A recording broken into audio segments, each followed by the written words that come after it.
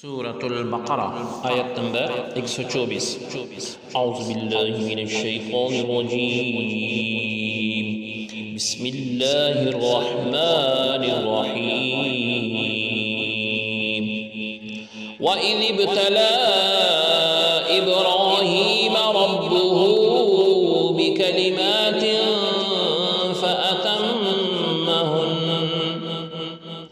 قَالَ إِنِّي جَاعِلُكَ لِلنَّاسِ إِمَامًا قَالَ وَمِن ذُرِّيَّتِي قَالَ لَا يَنَالُ عَهْدِ الظَّالِمِينَ۔ لفظی ترجمہ ہے وہاں اور اس جب ابتلا آزمایا ابراہیم علیہ السلام کو رب نے اس کے بیسات کلماتی چند باتوں پس اتما آپ نے پورا کر دیا ہننا ان کو قالا فرمایا انی بے شک میں جاعلو بنانے والا ہوں کا آپ کو لی واسطے الناسی لوگوں کے اماماً پیشوا قالا اس نے کہا وا اور من سے ذریتی اولادی میری قالا فرمایا لا نہیں ینالو پہنچتا عہدی عہد یا میرا الظالمین ظالموں کو۔ بامحاورہ ترجمہ ہے اور وہ وقت یاد کرو جب ابراہیم علیہ السلام کو ان کے رب نے کئی باتوں میں آزمایا تو انہوں نے وہ پوری کر دی۔ اس پر اللہ رب العزت نے فرمایا میں تمہیں لوگوں کا پیشوا بناؤں گا۔ انہوں نے عرض کیا کیا میری اولاد میں بھی؟ ارشاد ہوا ہاں مگر میرا وعدہ ظالموں کو نہیں پہنچتا۔ آیت کی تفسیر میں فرمایا گیا وَإِذِ ابْتَلَىٰ اور جب آزمایا یہود و نصارہ اور مشرکین عرب سب ابراہیم علیہ السلام کے فضل اور شرف یعنی عزت کے معترف تھے، ان کو تسلیم کرتے تھے اور ان کی نسل میں ہونے پر بہت فخر کرتے تھے۔ اس آیت میں اللہ تعالیٰ عز و جل نے آپ علیہ السلام کے وہ حالات بیان فرمائے ہیں جن سے سب پر اسلام کا قبول کرنا لازم ہو جاتا ہے، کیونکہ جو چیزیں اللہ تعالیٰ عز و جل نے آپ علیہ السلام پر واجب کی وہ اسلام کی خصوصیات میں سے ہیں۔ آزمائش ابتلا آزمائش کو کہتے ہیں۔ خدائی آزمائش یہ ہے کہ بندے پر کوئی پابندی لازم فرما کر دوسروں پر اس کے کھرے کھوٹے ہونے کا اظہار کر دیا جائے۔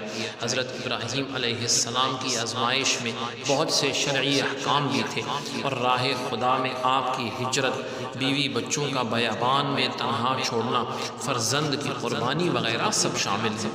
آپ علیہ السلام یعنی ابراہیم علیہ السلام تمام امتحانوں میں پورا اترنے اور اللہ تعالیٰ عز و جل نے آپ علیہ السلام کو لوگوں کا پیشوا بنا دیا۔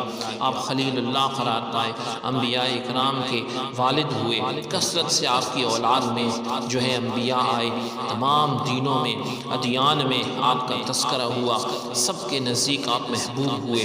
اس سے معلوم ہوا کہ شرعی احکام اور تکالیف اللہ تعالیٰ عز و جل کی طرف سے آزمائش ہوتی ہیں اور جو ان آزمائشوں میں پورا اترتا ہے وہ دنیا اور آخرت کے انعامات کا مستحق قرار پاتا ہے۔